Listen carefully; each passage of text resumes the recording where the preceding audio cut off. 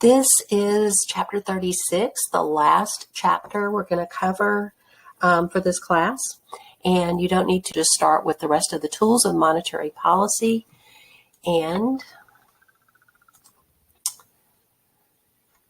it looks first at the Federal Reserve balance sheet. And we see that assets to the Federal Reserve are securities, just like they are to a bank, just like they are to you. Securities can be an asset. Those are those government bonds, bills, notes, and U.S. savings bonds that make up the federal debt, and those securities pay interest. So they are an asset to anyone who owns them. So the Federal Reserve also would have loans to commercial banks as an asset because the banks have to pay back those loans with interest. Liabilities of the Fed, reserves of commercial banks, of course, they're an asset to the bank. They're a liability to the Fed because the Fed owes them that amount.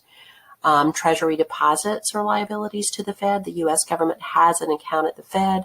And then the Federal Reserve notes, our dollars and bills outstanding, are a liability to the Fed because remember, the Federal Reserve is responsible for printing our money. So this is irrelevant because this changes every day. Every country has its own central bank. U.S. is the Fed, Federal Reserve.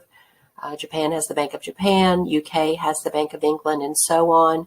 And they work similar to our Federal Reserve system. So let's look at the rest of the tools of monetary policy. Open market operations is the most important one. We've spent the last chapter covering the reserve ratio, which is the percentage set by the Fed that commercial banks have to hold those reserves against checkable deposits. So we've covered that. And today we're going to look at the other three tools of monetary policy. Open market operations being the most important one, because what that involves is the buying and or selling of government securities, or those bonds, T-bills, T-notes, and U.S. savings bonds. So the Federal Reserve, if you remember from the chapter where we looked at who owns the debt, basically, or who owns the securities, the Federal Reserve owns some and banks own some.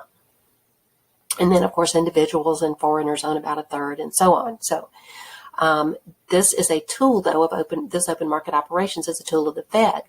It's used to influence the money supply. That bullet point is very important. It's the main function of open market operations.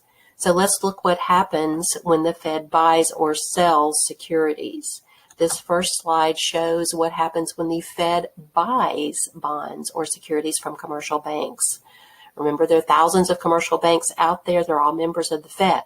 So securities are an asset. So if the Fed buys securities from commercial banks, what happens is those securities are sold to the Fed by the banks, and the Fed basically creates money out of thin air, and those reserves go to the banks. So if the Fed buys $1,000 bond from a bank, new reserves are now $1,000. The Fed just created new money. The securities went to the Fed, and the Fed just increased the bank's reserves magically by $1,000.